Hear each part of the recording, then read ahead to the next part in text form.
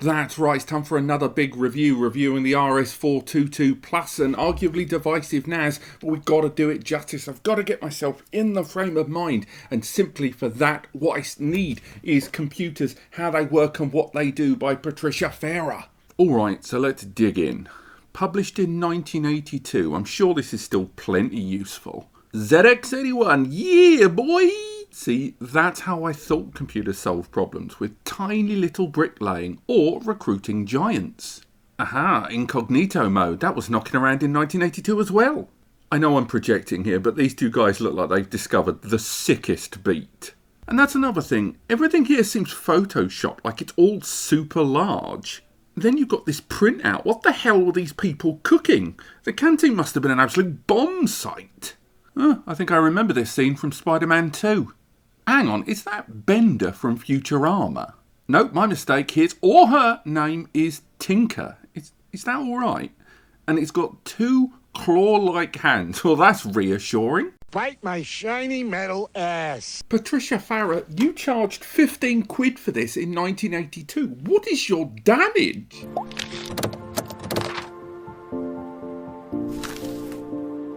That is right, today we are looking at this, the brand new 1U compact rack mount from Synology, the Rackstation RS422. And although the Rackstation series from Synology doesn't really have the popularist feel that most of the other disk station devices have as far as, the most of their audience are concerned, it has to be said that the Rackstation series has evolved exponentially over the last 5 or 6 years. There was a time when Synology's presence, I would say within the higher end of the SMB market and enterprise, was nowhere near as dominant as it is right now. And although they are kind of top of the chain in NAS, you know that the brand right now, from lots of changes in the way they've kind of structured a lot of their architecture to compatibility and support, that they are aiming right there at the upper echelons. They are trying to go as high as possible, but at the same time, as mentioned in my DS1522 review, some users are slightly worried that the brand is kind of taking their eye off ever so slightly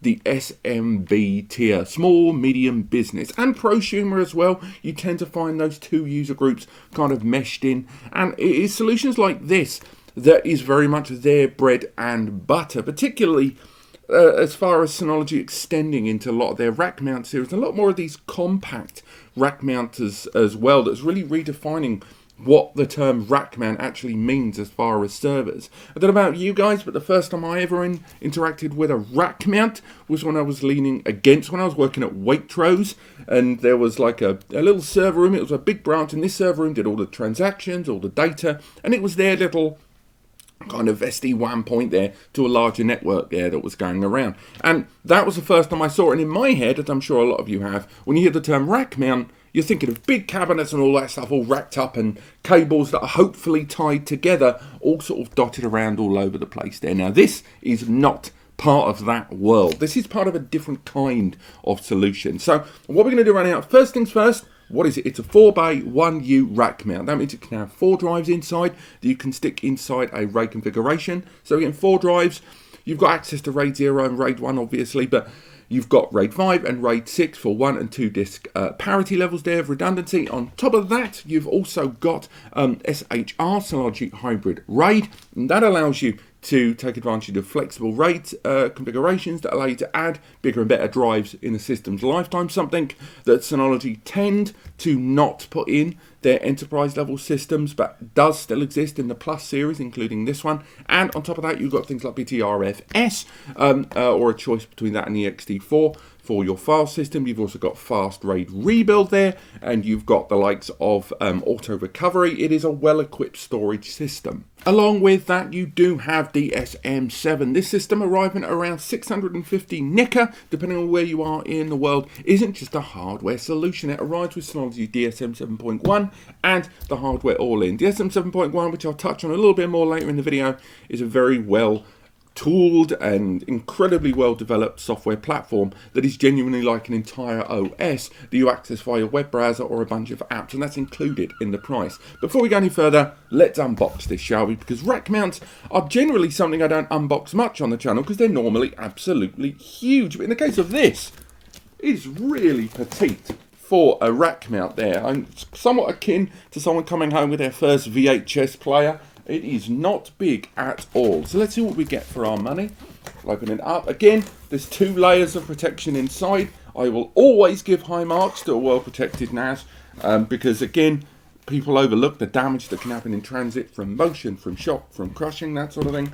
This has got a ridiculous amount of protection there. For such a, for a 4-bay system that's metal, that really surprises me. So we've got a big old chunk there of hard foam. We have our accessory box. I hate seagulls. It's very early in the morning here. Get used to that. On top of that, we have a UK mains lead there. We have our handles. And again, we will touch on why these are both a good and somewhat leading to an annoying thing for me. But these are handles for the front of the system. We've also got keys for the lock of all individual storage bays. We've got 2.5 inch and 3.5 inch media there. And we've got a quick start installation guide and information on the 3 years of warranty there. There's also the screws for the rack handles as well. So we'll leave those rack handles out, but we'll package everything away. There is our NAS. Let's get that out of there. We have another big old bit of foam in there. And that is our lot. As you can see, again, how many rack mounts do you know that you can one hand? Again, the whole idea here is compact. Look at the size of it. So get that out of there. Get that out of there. Move that, find out where it's sealed, and get this bad boy open. Go, wallet, done. Again, this isn't the first time Synology have ever released a 1U compact rack mount. Again, they've got kind of good at it now with both 8-bay and 4-bay compact rack mount systems. There is the NAS there. Let's get the thumbnail sorted. That was easy, thanks for bearing with me there. And that is our rack mount. Now, why was I so conscious of making a point about the handles? Well, mainly because they also allude to something I'm not overly keen on not just this rack mount, but most Synology rack mounts. Now, you fit it there to the side. What is that handle for? Well, it's for when it's installed in a rack cabinet, so you can take the handles and pull the server out to perform maintenance. Check network panels, but basically check on the system. And bear in mind, of course, this is going to be half the depth of most rack mounts in your system, around about 30 centimeters. So again, why am I getting my knickers in a twist? Well, nice and simple. Where are the rails? I've said this before and I'll say it again. Synology rack mounts, not including rails, super annoys me. I don't get it. Now, there is a lot of users I know that are running custom home labs that maybe have something in their garage or their attic, and they're not going to put this in a chunky rack cabinet because they don't intend to have more than 1 or maybe 2 of these in a backup arrangement in their home. So a rack cabinet's a waste of time, and you can get half-depth compact rack cabinets anyway. What is my damage? Well, nice and simple. When you have this in a rack cabinet, you're always going to want to use rails. You don't have to. There are ways and means of putting this inside a rack cabinet without rails. And indeed, Synology do supply rails. They supply sliding rails and standard rails for installing these inside rack cabinets. But given the enormous number of people that utilize these systems in rack cabinets, why are there no rails included with these? They shouldn't be an extra purchase. Maybe include default rails or include sliding rails as standard. Don't have them as an additional purchase. Just accept that the majority of users, not all, but the majority are going to use rails with this. Now, there is the counter argument that, there's wastage. They might include rails and people don't. Some people have preset cabinets that have got all of the plug arrays already in place. Fine. But I think more users want the rails than users that don't. And I think not including it, even in this compact form, at 650 nicker, is a bit of a jib for me, and I really don't like that every time I ever recommend to people to buy racks, I have to go out of my way to remind them that there's no rails. Too many people have fallen down those cracks. But again, I'm really getting on my soapbox there. Let's let that go. before we go any further and talk more about this system, let's address the elephant in the room that we've talked about on this system and other 22s very recently, and that is that CPU. Now, the CPU inside this device is an it's an AMD embedded Ryzen. It's an R1600, which is a dual-core, 4-thread, 2.6 GHz CPU that can be turboed up to 3.1 GHz when needed. It also arrives with 2 GB of DDR4 ECC memory. So again, you've got error-correcting code memory to analyze data as it passes through and make sure it does a little repair on any inconsistencies there. And you've got a fairly proficient CPU there. And again, that is an x86 64-bit chip there as well. So why is that something that some users may have a bit of bother with? Well, nice and simple. It's because of the range of CPUs that Synology have been featuring of late isn't quite what people like. Now, I didn't expect this system to arrive with an Intel Celeron. I did not expect that because I don't think Synology is... I think there might be 2 or 3, but the majority of Synology rack mounts arrive either with ARM processors, arrive with Intel Atom ones in recent years, or Ryzen's and some of the Xeons at the top end there. So I expected that. But when you look at, say, the RS818 Plus, 820 Plus, and 822 Plus very recently revealed, the CPUs they all featured was sort of a little bit more proficient than this one. Less so with the Atom, but certainly when we look at that the V1500 embedded Ryzen processor there, that CPU there is a quad-core 2.2 GHz processor. It's got more lanes, the PCI lanes inside, and although it's a lower clock speed, it was still a 4-core 8-thread processor there, and I'm really surprised that the CPU inside this is less than that. Now, some might argue this is not a follow-up to the RS820 Plus. It is not. This is the follow-up to a value series, and the value series from Synology has always used ARM, and in ARM processors, ARM. So in that score, it is an upgrade. But that CPU still, for this layout and for a 4-bay, I think it does bring down the glass ceiling just a little bit there, and particularly when you compare it to other processors we've seen in the Plus series over the years. Now, again, it is a good processor there, great cache handling. Again, that 4-thread, so again, 4 virtual CPUs for virtualization and stuff, it's all great. But we can't ignore, 1, that it is dual-core, 2, those seagulls, 3, the fact that that memory, 2 GB of ECC DDR4 memory, as good as it is, cannot be upgraded, which is a real shame for me, and that CPU not having embedded graphics on board, which I think some users who might be looking at this as a nice compact media server or mixed use server, or even its capabilities in the surveillance platform I'm going to be interested to see, would have preferred an embedded graphics processor there. Now again, there are more powerful Rackstation solutions from Synology. Don't you sweat it, there are some insanely powerful ones. But even then, that only underlines the point that this CPU and this memory combination feels architecturally and intentionally fixed. It feels like when you look at the portfolio from Synology, they've gone, we want this to be exactly better than this, but definitely not touch the toes off this, which from a portfolio stance and from when you're looking at where your budget's going to go can make a great deal of sense. But it does feel like it's been intentionally nerfed in those ways, something I'm not a huge fan of. Now, let's talk a little bit more about the hardware specifications.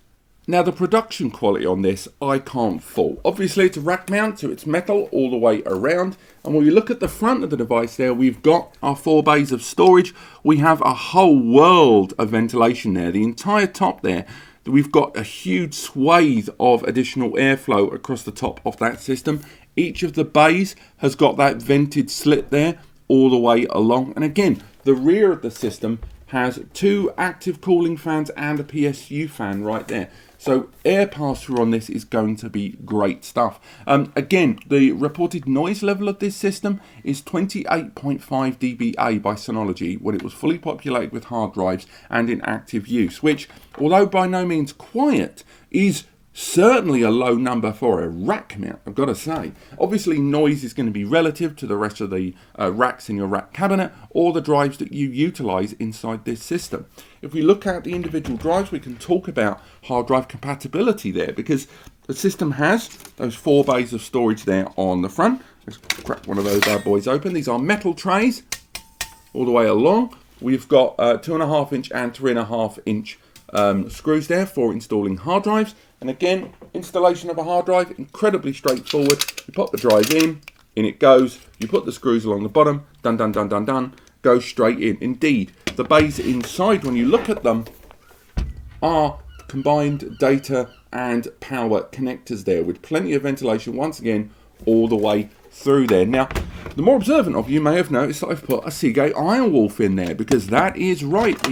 Despite this being a rack mount solution, Synology have not been too strict as they have before on suggested and supported drives that they have certified are compatible with this system. So obviously you have Synology's own range of hard drives there. Again, they're available in 4, 8, 12 and 16 TB currently. And again, they are enterprise grade drives which are priced a little bit closer to that of Pro. Now I say closer because, again, prices have fluctuated quite a lot. Hardware shortages, availability and changes in the release structures of a lot of brands in their larger tiers of hard drives, and demand for larger hard drives during the course of 2020 and 2021 with that Chia nonsense really did do a lot of stuff, along with obviously the pandemic.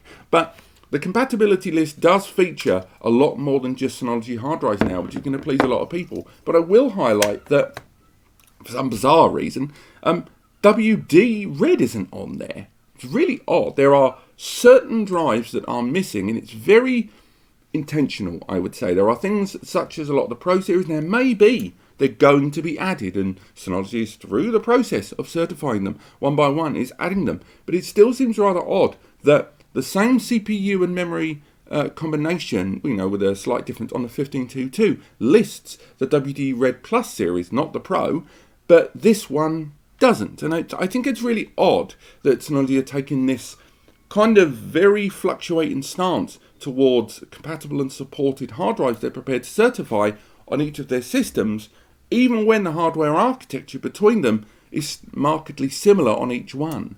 Now, you can populate the system with as little as a single drive if you choose to, and then add drives gradually over time, another benefit of SHR there. And again, you can use 2.5 inch and 3.5 inch media. Unfortunately, the system does not feature an M2 NVMe option. There are no 2 bays inside, which is a real shame, because Synology have been doing a really good job recently of introducing caching and the benefits of caching into a lot of their systems. And indeed, a lot of the desktop 2 and 4 bay and even the 5 bay have got M2 NVMe's inside. So it's really odd, once again, that this system doesn't have it. And I don't know if it's a PCI lane thing, that they've divided it to other things. But again, when you compare the specifications of the RS422 with the 1522 Plus released recently, and again, these were released barely a month apart. They've got very similar hardware architecture, but the 1522 with an additional bay manages to also have M2 NVMe caching, something this doesn't.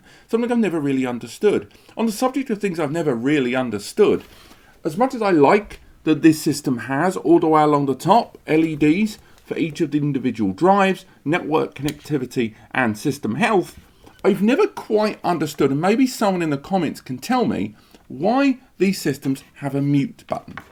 They've got a little button there that you can click in for a mute. Now, I get it. Maybe this system's bleeping away. It's doing, an alert that you want to just turn off. And I get that. That I understand. But why do rack mounts have a mute and desktops don't?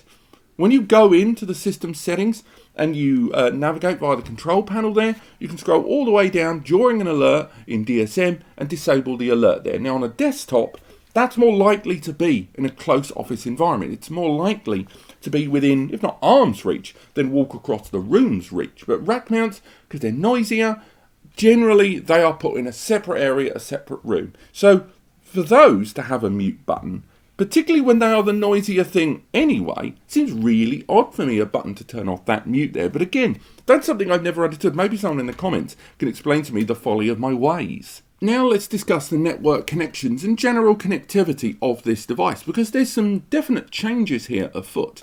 If we have a little look at the rear of this device, we can see a few things. Firstly, we've got our PSU unit there. That is an internal 100 watt PSU. So first and foremost, that is a very low powered PSU for a rack mount.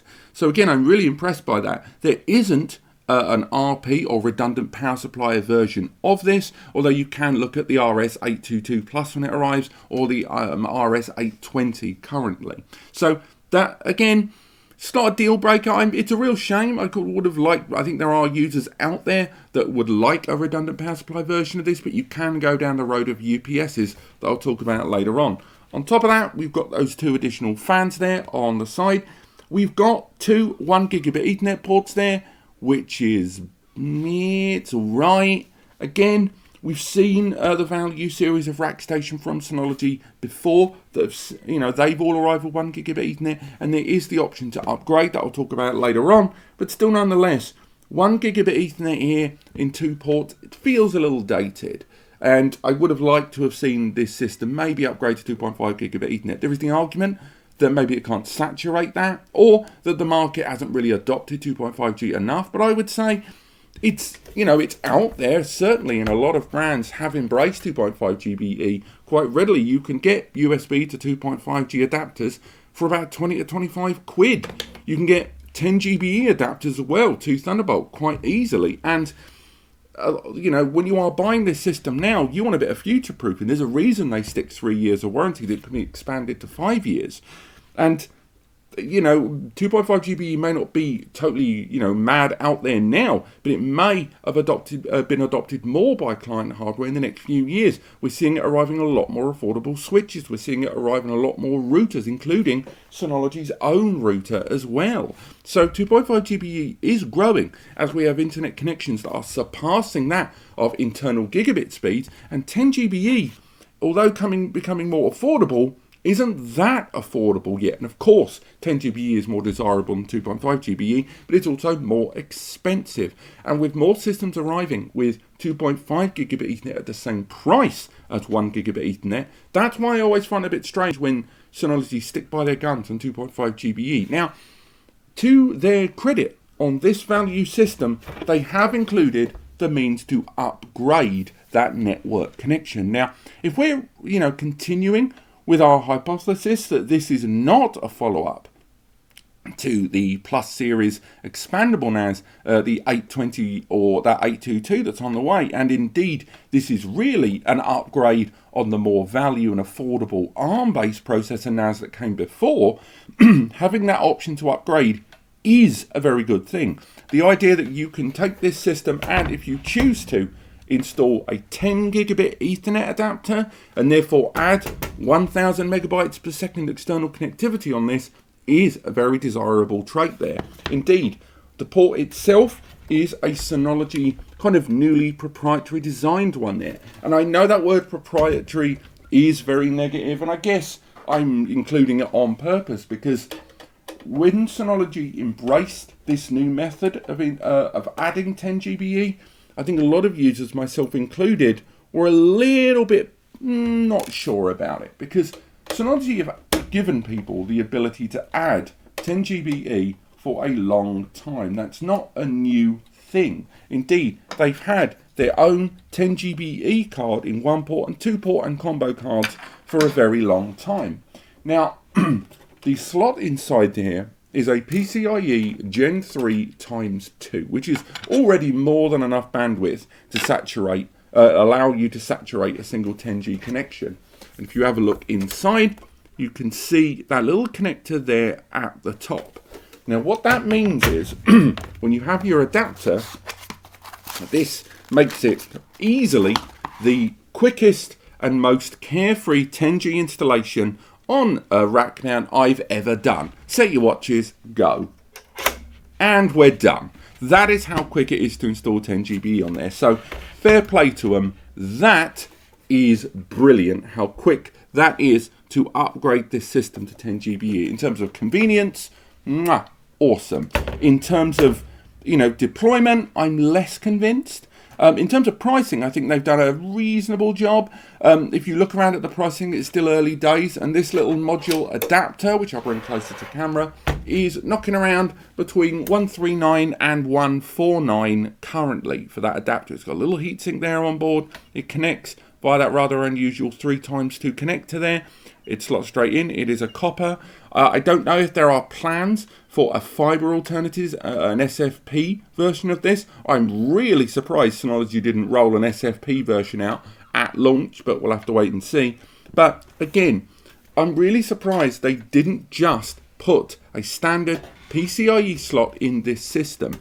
Bear in mind, this is PCIe Gen 3x4. So maybe it was because the lanes in this system would not have allowed them to extend, once again, towards a x4 card there. But at the same time, the lanes on this, I'm still wondering how much of it is going into use. Because remember, there are still no M2 NVMe slots on this system. So again, that seems a little bit of a freedom there. On top of that, the memory slots. There isn't dual memory slots on this, like on the 1520. There's 2 gig of fixed memory. We will open the lid in just a moment there. So I do like that it's got 10 GBE, but I'm not wholly in love with the way that Synology have pursued 10 GBE on this, when I feel they probably could have, hit the drawing board and managed to get that card working in here. But again, I don't know the exact tech specifics. Now, if we leave that in there, we can talk about what remains of those ports. Now, what's left is we have a comms port there for integrating the system into an existing subsystem that you have as an existing subsystem for maintenance, or you've got a USB port there. And I know you guys think I'm being super negative, and I don't think I'm being that negative, but I think it's worth touching on with that USB port, that only having one is a real jip for me. Now, why am I getting my knickers in a twist once again about this? Well, with a USB port, on Synology, the range of USB devices that are supported on their systems isn't as broad as it once was. Things like printers and scanners aren't really supported anymore. Again, network adapters aren't officially supported anymore, although you can go on GitHub and people have got workarounds and drivers to get even the 5 gigabit Ethernet adapters working.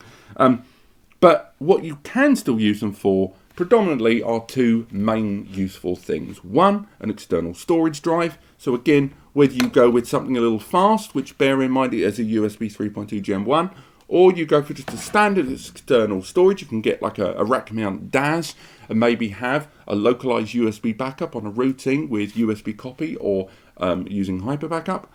Or you can use it for a UPS, which I think a lot of users are going to entertain the idea of.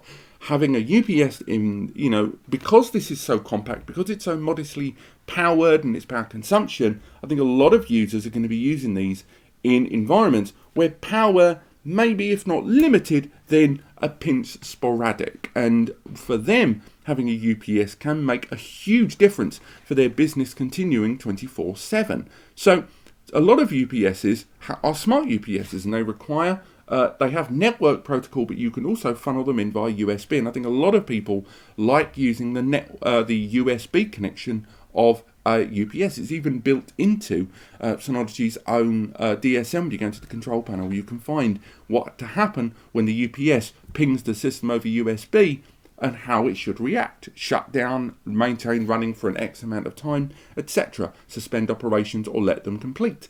Only having one port is forcing me to make a choice between storage or that UPS. And I accept it's a niche choice and that everyone has it, but only one port on there seems weirdly undercut for this system. And again, it's another one of those things that's really made me query the architecture of this system and how it was built and a lot of the design choices that were made. Next up, let's take a little look inside this. I've already removed the 5 screws from the lid.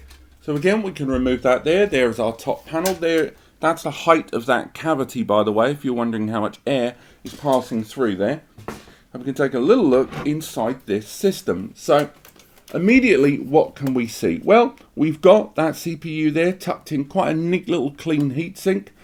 We've got that 10G adapter already installed inside there. There at the top, put that in there. The PSU is a bare bone CPU there, so it's not a block. And we've got the flash module there at the top where our DSM lives there. So you can take a good closer look there on screen. It's a nice, well balanced arrangement there. Plenty of ventilation for those drive bays there. And again, the storage is taking up more than 50% of the available space inside there. And yes, there will be photos below over on NAS Compares showing this in more detail. Indeed, on the bottom there, we've got the SK Hynix memory all dotted along there, along those modules. And as you can see, if we bring that close to the camera, you can just make out the 5 modules there. Each one of those modules is a 512 gig, except for the middle one. And that middle one there, that is our ECC component there that's keeping an eye on operations all the way through. Which brings us back to DSM 7. Now DSM 7 or DSM 7.1 right now, you can run everything on this system. There are no limitations within the software for what this can support. You name it, it does it. From Synology's own range of collaboration applications to a lot of those office management tools, support of third-party cloud synchronization and third-party software as a service tools as well in Office 365 and Google Workspace. Then you've got the virtual machine tool on this, virtual machine manager. You've got Surveillance Station 9, you've got support of Docker, you've got a bank of multimedia applications as well, all ready to go on this system. Then you've got the backup and management tools there, so you can go for the lower end with Hyper Backup that can back up to USB, other NASs internally, and over the cloud with support of third-party cloud services. Then you've got the more enterprise-grade stuff with Active Backup Suite, which allows you to back up virtual machine environments, physical PC environments, and you can also create ISO images and import and export VMs into and from it and deploy them in conjunction with a Synology Virtual Machine Manager in many ways. On top of that, when you utilize this system, you've also got those storage services that I touched on earlier on, with a lot of the storage management features ranging from iSCSI targets and LUNs all the way through to shared folders and creating very safe, secure, and completely customizable shared spaces in a multitude of different supported file protocols there. And again, with the multimedia tools, I will say that although there is support, of course, of Synology Synology Photos there, which is that AI-supported photo recognition tool, and you have a Synology video station and audio station, I will highlight with this system that this is not really a hugely multimedia friendly NAS. That CPU will do the job, but because it doesn't have a transcoding engine, aka embedded graphics or quick sync and stuff like that, I feel like when it comes to enjoying multimedia on this, its hardware architecture is going to have to work just that little bit harder for you. As far as storage and database management is, I think you do have a lot going on here, although I am not 100% in love with that limited 2 gig DDR4 there inside there. I think the software in DSM still continues to be the very best out there, and this NAS will run that software beautifully well within your business. I just query some of the more graphical demanding tasks, how much of that CPU and memory resource will be utilized, and whether this further underlines that this maybe is more, if not value, then certainly a more affordable alternative to the more powerhouse NASs in Synology's portfolio. Which brings us to the conclusion. What do we like? What do we not? Well, straight away, the things I liked about this device, obviously, I love how petite it is. I love the idea of a more compact and arguably more easy to deploy rack mount system compared with that of some of the big behemoth 19-inch full depth rack mounts out there. And the fact that they've added a 10 gigabit Ethernet port to this system as an option, I really like that. I think this gives this system scalability in a ways that more affordable alternatives before it didn't have. It's not truly scalable, but it at least has those options in it. On top of that, the noise level on it when in operation is reported to be quite low. We will be doing CPU benchmark tests on this and some performance benchmarks in another video soon. But for this system, it's still going to be, you can tell by its scale and its architecture and the components that I've already got my hands on here, it's not going to be noisy when it's in operation. Also, I like that it arrives with ECC memory. I think at this price point for a 4-bay rack mount system at $650, and having access not only to that 10 GB scalable option down the line, but inclusive ECC memory, which is way more expensive, I really like to have that inside. And obviously the inclusion of DSM with this will always get top marks for me, because it is still the go-to software in NAS for me. I wish Synology would sell DSM on its own. I know a number of you would, but of course that's never going to work. They'd like to gear it towards the hardware. And finally, the storage services, BTRFS, SHR, fast RAID, auto recovery.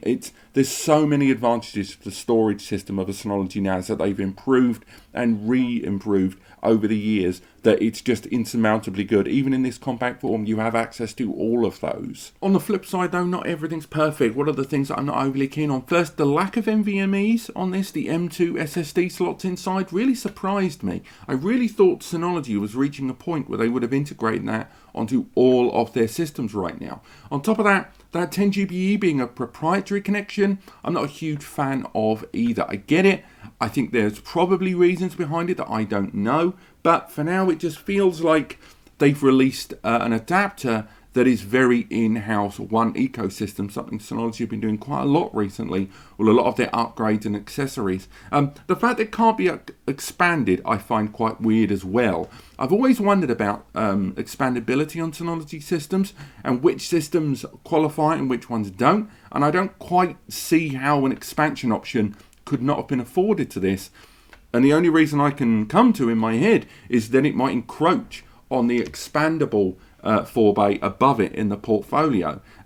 Obviously, the position of hard drives as well by the brand, with some drives being listed and some not, and particularly the capacities with only up to 16 TB being shown right now, seems a really odd move by them, and I don't quite understand that. And finally, that CPU, if this is a value series solution, makes sense for me. If it's not a value series solution, because it is a plus series NAS, that CPU is still going to be quite divisive as it was before. Ultimately though, it's a great little compact NAS, and if you are looking for a file management server or looking for surveillance or a 1 or maybe 2 at a stretch VM NAS, this could really do the job for you. I think in multimedia though, it might not really push your buttons, and ultimately I still think this is a good NAS, but it's not for everyone. And I think if you've come to this video for me to convince you to get it, I think you already know by the end of this video and where we are right now, based on your own requirements. It's got DSM, it is a solid NAS, it's upgradable in some ways but not others. I think it is a good value NAS. I just don't think it's really a pro NAS for me yet. Thank you so much for watching.